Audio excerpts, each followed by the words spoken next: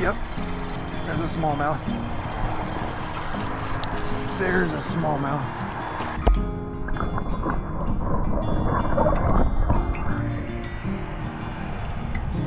What's up, everybody?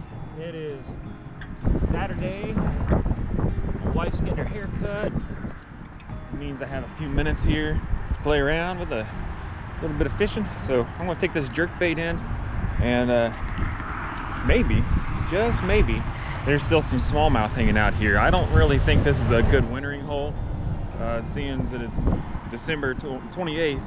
I don't really know if I'm going to catch anything here or not, because it's pretty shallow. But that being said, as you can tell, for December 28th, I don't have like very thick clothes on. It feels awesome. I think the high today is going to almost touch 60. So I'm feeling pretty good, excited to be out here, and I'm going to give it a shot. It's just too nice out here to not try to catch a fish. So let's see if we can get one with a jerkbait. If not, I'll swap it out and go from there. Sorry for the wind and all the highway noise. Unfortunately, that's just part of it here. But we've got a lot of water flowing in from the little tributary from where we've had a lot of rain. And I'm hoping some fish are stacked up right on that. So that's my first place I'm going to target. My gosh, guys, like 3 casts in. I hit the other side of the stupid bank. I don't know what the heck is over there that was so daggone strong. It looks like grass, but there was some stem that just was super strong and would not let go. Lost my jerkbait. Okay, so I put another jerkbait on my other rod, but it's long. It's a really long rod, and I'm just, for some reason, I'm being clumsy with it, and I kind of want to just use something small anyways, and see if any fish will bite just in general. They might not want a big jerkbait right now, but I'm just going to use a little underspin just to see if there's anything in here. 'Cause there could be crappie and stuff in here too.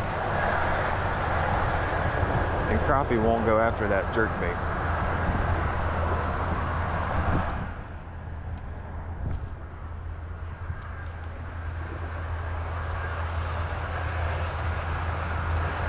Dude, there's a fish.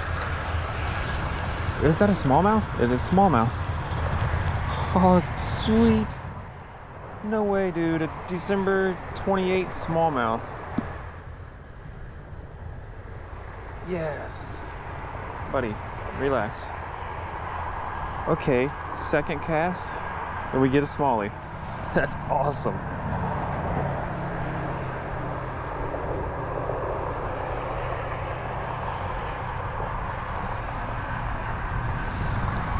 Oh, thank you, buddy. That is so cool. Dude, that just made my day. I'm not even lying. Little smallie. Relax, dude, he's so stiff. Small little guy, but man, healthy. And as always, fun little fight. Maybe a jerkbait will catch a fish in here.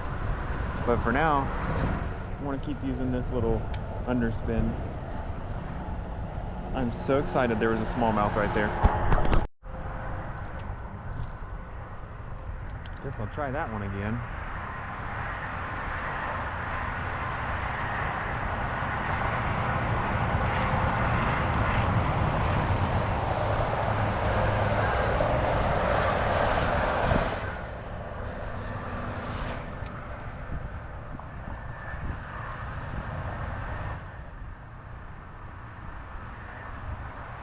Oh, there's a fish. Oh, dude. A little largemouth.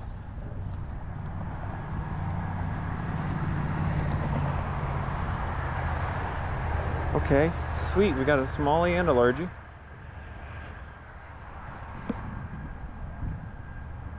All of a sudden, this is turning into a really fun trip after a little bit of a rough start.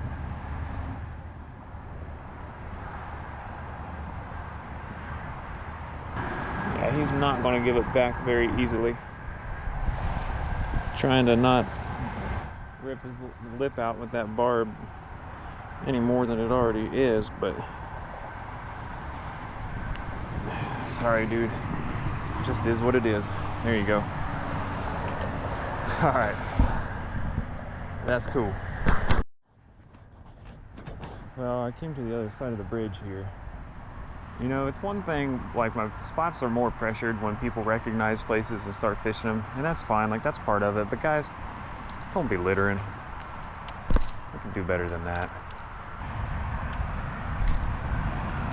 There we go. That's a good looking cast. Man, I'm all around that structure. I feel like that should get a fish.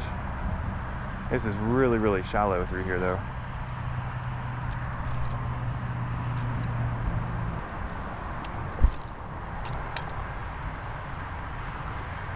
Come on, there should be a fish in there. Oh dude, there's a carp.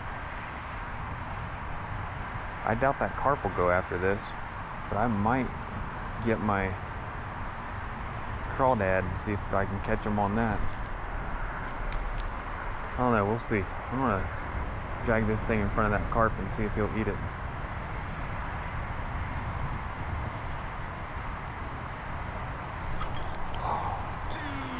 He put it in his mouth for like half a second. Oh, I thought I had him. He definitely put this in his mouth for a second. He must have saw the shine and freaked out. I thought it was game on for a second.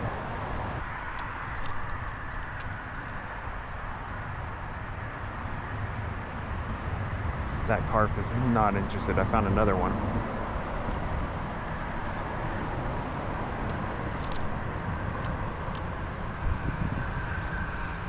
Yeah, he's spooked. He doesn't like that. Daggone it, man. I thought it was going to be carp time right there. That was... Oh, he put it in his mouth. I hook set just a hair after. I was making sure he actually had it. But as soon as he saw or felt that metal, he freaked out. I think it's probably that underspin that got him to kind of spook real bad. The first one. That second one just wanted nothing to do with it. Yeah, I gotta get my glasses. I usually sight fish the carp, and I see the very moment they put the bait in their mouth to see what it is, and that's when I hook set. And I'm not able to do that without my polarized glasses, which I haven't worn in like 2 months. But I got them here in the car, so we're gonna grab them.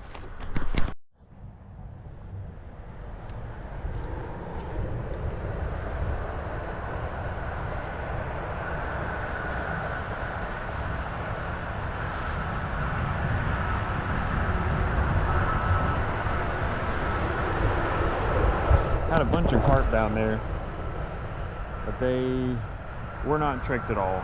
They knew exactly what was happening. They wanted nothing to do with this.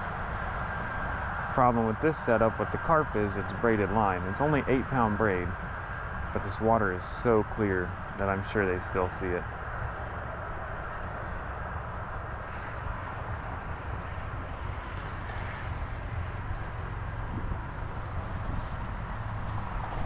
So I guess I'll send a couple casts with the crawdad over where I caught those bass.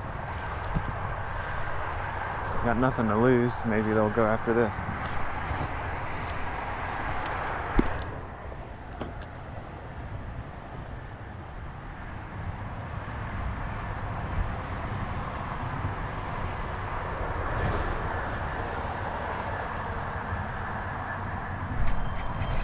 Yep, there's a smallmouth.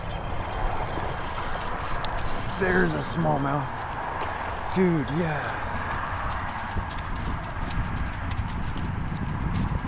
Chill out, buddy. Wow. What? Yes, yes, yes, yes.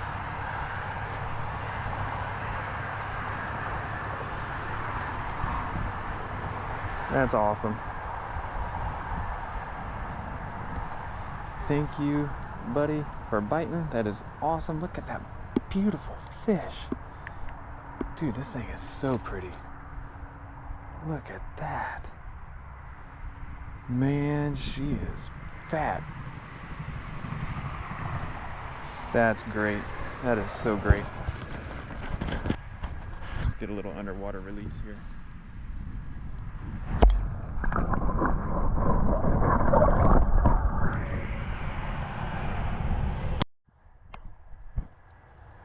Wow. Crawdad got us a nice smallmouth. Biggest one of the day.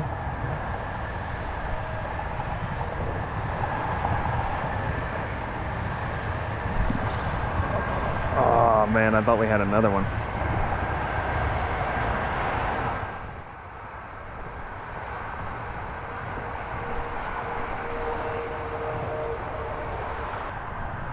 It's been a little bit of a game of patience and just locating the fish.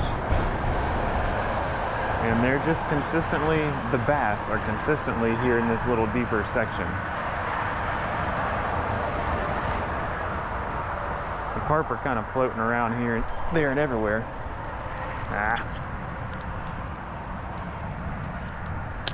This crawdad has kind of seen its day.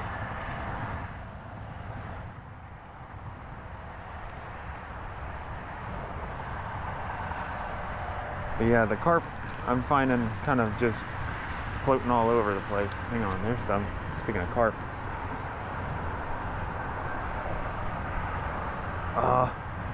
They spooked. That one started to go for it and then he spooked. And bass just came and followed my bait, but it saw me.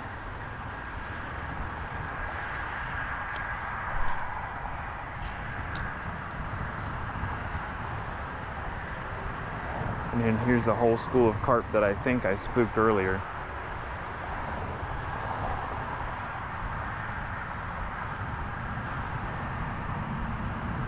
There's fish. Oh, he had it. Man, he had it.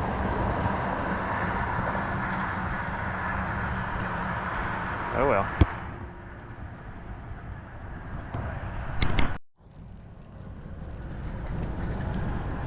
Okay, so what I decided to go with was the white Nico Helgramite 3-inch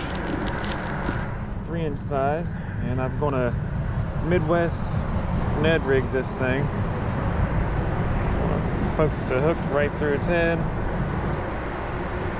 This rubber, Nico's rubber, is so like strong. It's hard to get it into the hook. Anyways, got that feller going. These are homemade hooks that a friend of mine at work made for me. Shout out to you, Warren. Thank you. Put your hooks to good use here. And anyway, there we go. That's what this guy is going to end up looking like. Make it weedless. Tuck that hook into the bait there, and here you go.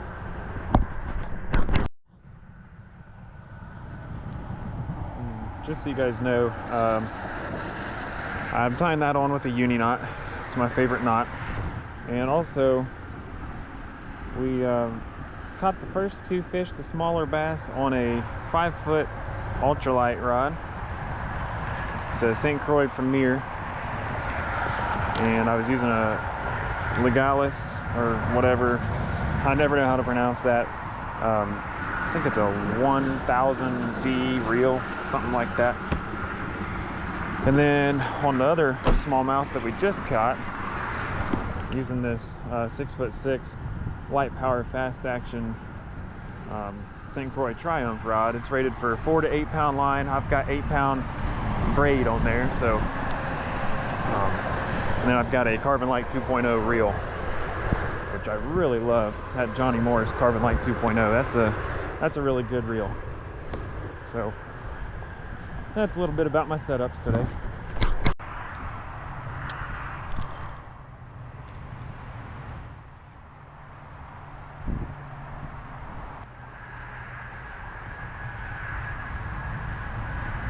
Oh, dude. I just had some carp chase it. I should have stopped it.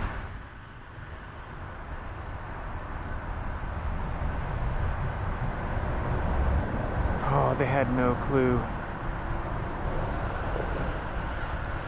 I'm convinced if I would have stopped that one, they would have ate it. I really want to catch a carp before this ends, but I keep on picking up leaves.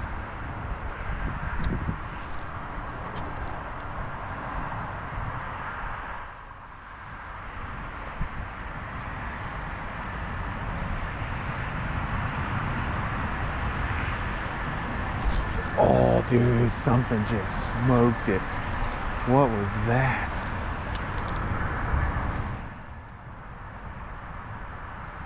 I'm sitting there focused on the carp, and I think I just had a smallie come up and hit that thing.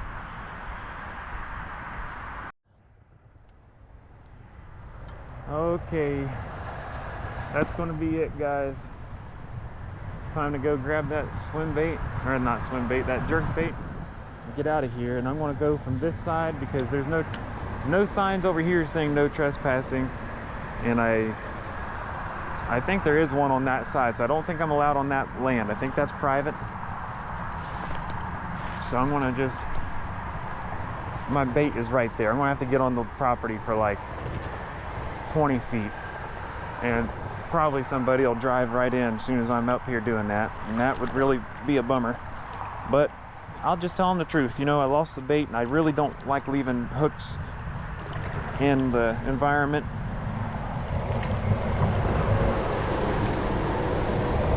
And I want to get it out, so that's what I'm here to do. I apologize to you guys. You know, if this is your property and you're watching this, please understand. I'm just trying to do the right thing.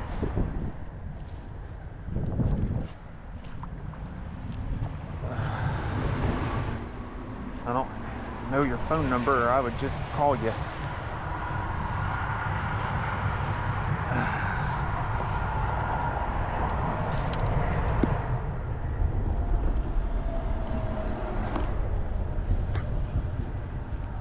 Should have left my fishing pole down.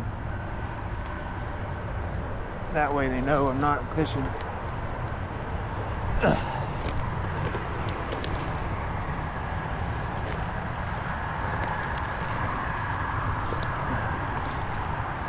Here it is. This is what we got stuck on. Man, that thing just, it had 2 hooks on it. I would not give it back. Okay, there we are. My line snapped like a foot high. That's interesting. But that's gonna be it for this trip, guys. Thank you for tagging along. Ouch. I appreciate you guys watching as always. And oh my goodness, I hope it encourages you to get out and do some fishing yourself.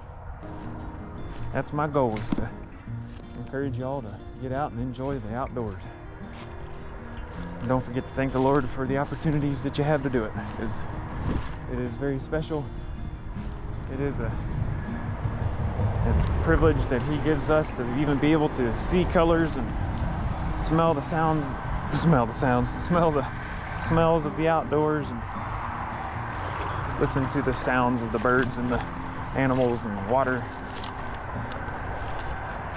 All right. See y'all next time. God bless.